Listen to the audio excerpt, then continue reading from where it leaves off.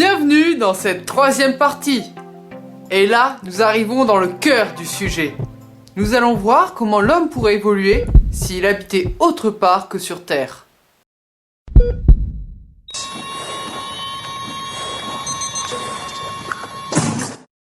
Les effets attendus? Oh, 2 fois rien. Non, 2 fois rien. On pense que les changements seraient si peu importants qu'on parle carrément de l'émergence d'une nouvelle espèce humaine. Partie 1, une évolution immédiate? Mais pourquoi immédiatement? À tous les coups tu exagères, juste histoire de monter l'intrigue. Qu'est-ce qui définit une espèce? Il y a de nombreux paramètres, mais le comportement en fait partie. Et cette évolution comportementale, elle va arriver très vite, encore plus vite que les évolutions organiques.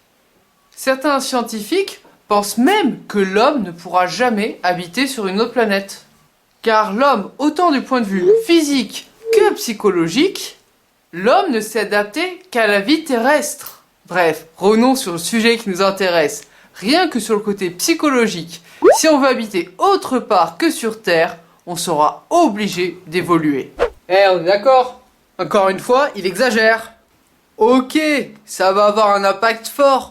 Mais quand même, de là à parler de l'émergence d'une nouvelle espèce, mettons-nous dans le contexte. Outre la solitude que ressentiraient les premiers colons, ceux-ci se retrouveraient sur un territoire et ils n'appartiendraient à aucun pays. Pas de loi, pas d'héritage historique. Ils devront tout construire en partant de zéro. Et là, je pense que ça vient facilement à l'esprit. Ils vont forcément développer des mœurs et des coutumes qui seront donc différentes des nôtres. Ouais, enfin, ils vont quand même rester liés avec les habitudes qu'on a sur Terre. Nos manières d'agir, elles sont réglementées par les lois de notre pays. Mais comment faire si on fait partie d'une colonie extraterrestre? Le traité de l'espace de 1967 inscrit l'espace comme appartenant au patrimoine commun de l'humanité. Autrement dit, il ne peut appartenir officiellement à personne. Partie 2. Une évolution pas seulement comportementale, mais aussi physique. On peut comparer assez facilement la sortie de l'homme de l'Afrique à la sortie de l'homme de la Terre.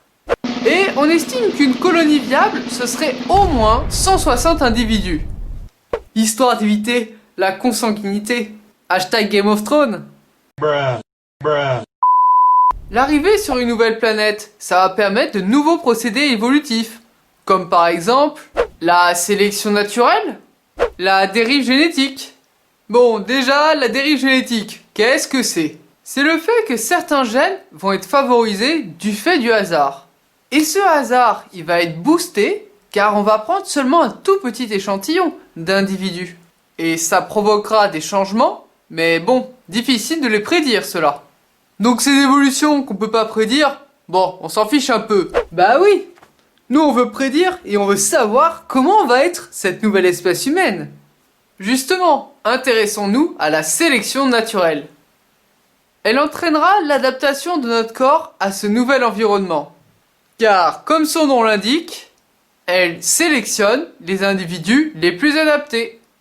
On a vu dans les vidéos précédentes que sur Terre, la médecine permettrait d'empêcher cette sélection naturelle. Sauf que c'était vrai sur Terre, mais qu'en est-il sur une autre planète? Tu veux dire qu'il va de nouveau y avoir une forte sélection, et seulement les individus les plus adaptés auront une chance de mieux survivre? Oui, exactement, et donc de nouveau, une évolution rapide. Attention, je ne veux pas dire que les individus les moins adaptés vont forcément mourir en arrivant sur cette planète. Mais il est évident que plus l'individu sera adapté, plus ils auront une chance d'avoir une vie longue. Et donc forcément, au bout d'un moment, la reproduction, vous voyez ce que je veux dire. Mais notre médecine terrestre ne pourra pas compenser ces différences interindividuelles, car tout simplement, on ne connaît que très peu ces nouvelles contraintes. Parlons maintenant d'un autre point plus concret qui va provoquer un Big Bang évolutif. L'effet de fondation. C'est l'idée qu'en prenant un échantillon d'individus, on modifie les caractéristiques de l'espèce. Exemple, on envoie 160 colons. Car on l'a dit, c'est le minimum viable pour avoir une colonie.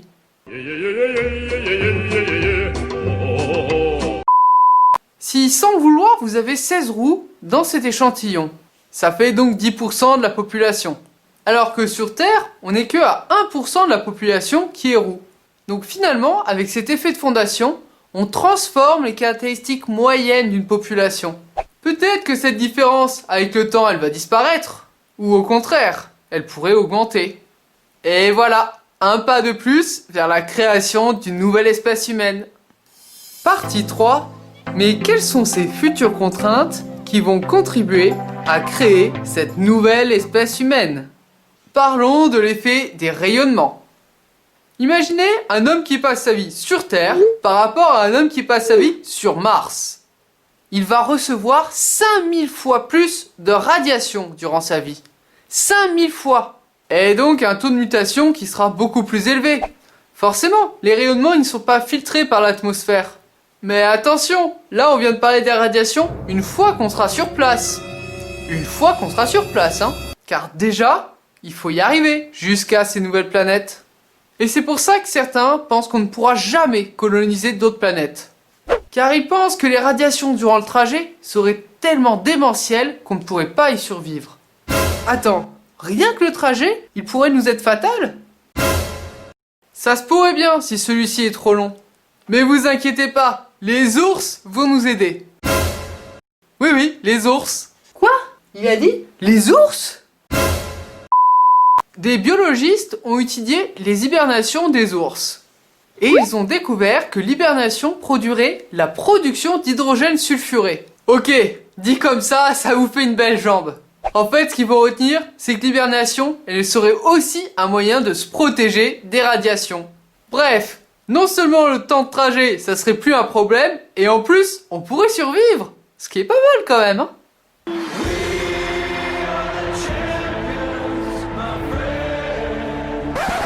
Ouais, mais t'emballes pas. Parce que, une fois sur place, on pourrait être décimé en moins de 2. Pourquoi je dis ça de manière joyeuse? Je vais paraître sadique? Imaginons que nous arrivons à nous établir sur une nouvelle planète. L'homme ne rencontrera plus tous les organismes vivants qu'on côtoie au quotidien. N'est-ce pas, organismes vivants? Eh bien, l'absence d'un environnement varié, ça va provoquer un affaiblissement du système immunitaire. Et en plus, sur une colonie, on aura une moins grande diversité génétique. Et donc, on serait encore moins capable de survivre à une contamination. C'est pour ça que le moindre agent pathogène pourrait anéantir une colonie.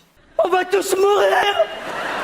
Finalement, pour que nos caractéristiques elles ne soient pas altérées, nous devons reproduire le plus possible les caractéristiques de notre environnement sur Terre. Mais d'ailleurs, parlons des êtres humains qui sont les plus fragiles. Les femmes.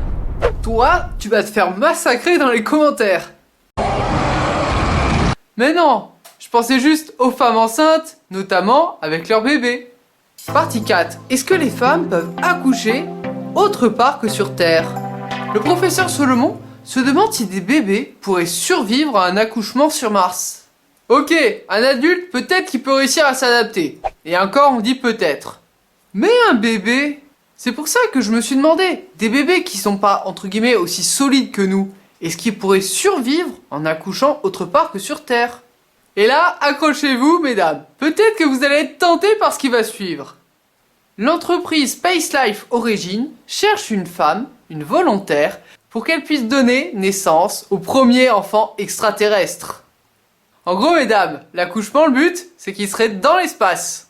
Et voilà, un bébé extraterrestre. Mais pourquoi faire ça?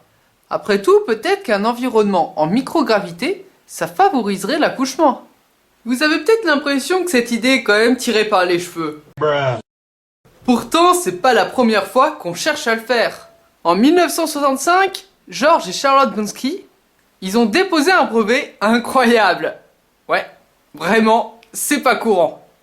L'invention d'une table d'accouchement rotative, et grâce à la force centrifuge, ça favoriserait l'éjection du bébé. Ça fonctionnerait un peu comme votre essoreuse à salade.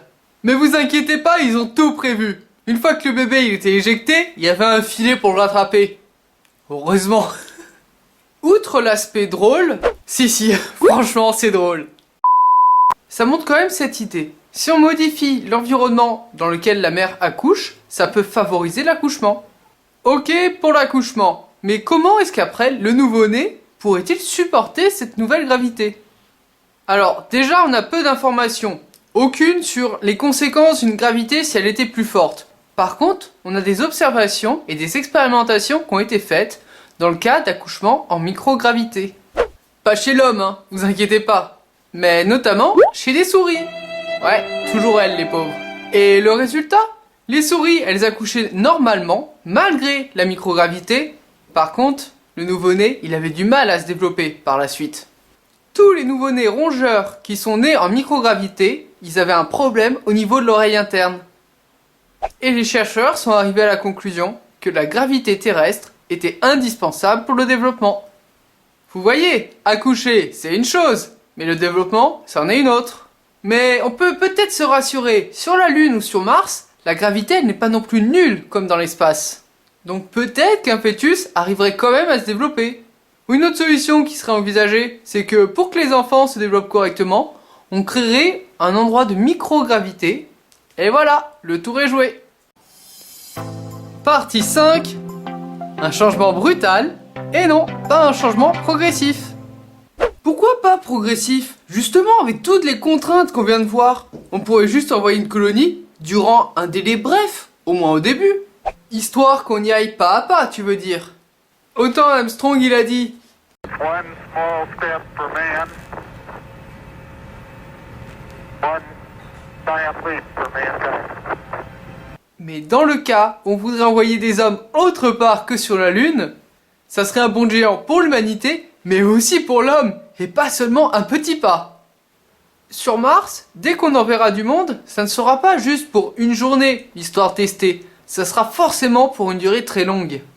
Déjà, pour le décollage, il y a une fenêtre de tir tous les 26 mois.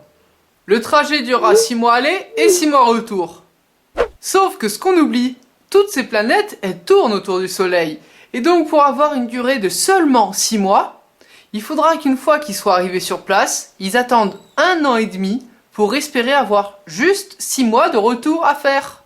Attends, les premières personnes envoyées vont devoir attendre 1,5 ans avant de revenir. Ah oui, tout de suite, ça donne moins envie d'être les premiers colons. Bon, maintenant, remettons-nous dans le contexte. Un contexte, c'est un texte qui serait écrit par Trump? Nous parlons d'êtres humains qui, même avant de devenir une nouvelle espèce, ils vont avoir des raisonnements et des attitudes différentes des nôtres. Accrochez-vous. Sur Terre, aujourd'hui, on essaye de résoudre certaines pathologies en modifiant l'ADN humaine. Et là, sur notre planète, modifier l'ADN serait peut-être le seul moyen de survivre. Beaucoup pensent que pour les colons, pour éviter trop longtemps cette sélection naturelle qu'on a parlé jusqu'alors, ils vont utiliser très rapidement cette modification d'ADN. Alors peut-être que certains d'entre vous sont en train de grincer des dents. Sur Terre, on peut se poser la question de la légitimité. Est-ce qu'on a le droit de modifier l'ADN humain? Sur une autre planète? Si c'est pour une question de survie, ça paraît tout de suite légitime. Et puis bon, qu'est-ce qui leur en empêcherait, puisqu'il n'y a pas de loi? De même, remplacer des membres par des machines, sur Terre, ça nous fait froid dans le dos. Mais sur une autre planète où d'un, ce serait une question de survie, et de deux, il n'y a aucune loi qui l'empêche. Pourquoi s'en priver? Finalement, en faisant cette vidéo, je me suis rendu compte petit à petit que les premières évolutions, déjà, elles seront mentales. Mais que très rapidement, des différences physiques vont apparaître, car ces nouvelles espèces humaines oseront juste franchir des limites que sur Terre, nous, on n'ose pas le faire. Partie 6. Devons-nous créer une nouvelle espèce humaine avant de l'envoyer sur une autre planète? Avant. Si on accepte que l'homme doit se modifier lui-même pour pouvoir vivre sur une autre planète, et qu'en sachant que si on envoie des colons, c'est forcément pour une durée longue. Certains voudraient qu'on envoie des colons qui soient déjà modifiés avant d'arriver sur Mars, car de toute manière, ils risquent de le faire par eux-mêmes. Donc, envoyer des colons qui sont déjà modifiés génétiquement, ça serait juste un moyen d'éviter la forte sélection naturelle qu'il y aurait au début. Et vous croyez que c'est seulement spéculatif? Il y a déjà des recherches scientifiques pour savoir quels gènes on pourrait modifier afin de permettre la survie de l'espèce humaine sur une autre planète. Vous voulez des exemples? Allez, c'est parti! Le gène LRP5, Ouais, ça vous fait de belles jambes, non? Eh bien, ce gène, ça permettrait d'augmenter la masse osseuse. Ou encore, on pourrait produire d'autres mutations qui permettraient de diminuer la fonte musculaire. Pour conclure, je vous avais dit que je vous dirais quelle serait la prochaine espèce que nous allons découvrir. Imaginez que nous voulons coloniser Alpha du Centaure. Alpha du Centaure, c'est juste un bon candidat pour la colonisation. On veut la coloniser? Allez, c'est parti. On envoie des colons aujourd'hui et ils arriveraient sur la planète. Et là, ils vont découvrir la première civilisation extraterrestre. Oh là là, t'as vu ce suspense? Nous! Quoi? Les vaisseaux sont de plus en plus rapides. Si bien qu'on estime que si on envoie aujourd'hui des colons, ils arriveraient sur une planète qui a déjà été habitée depuis longtemps par l'espèce humaine. En gros, les premiers colons qui partiraient aujourd'hui, ils arriveraient après les colons qui sont partis après eux. Ouais, il faut 5 minutes pour comprendre. Et avec tout ce qu'on vient de dire, je crois que les premiers colons que nous allons envoyer, ils découvriront une autre espèce humaine. Merci d'avoir regardé cette vidéo et j'espère que celle-ci vous a plu. Allez, je vous dis à plus!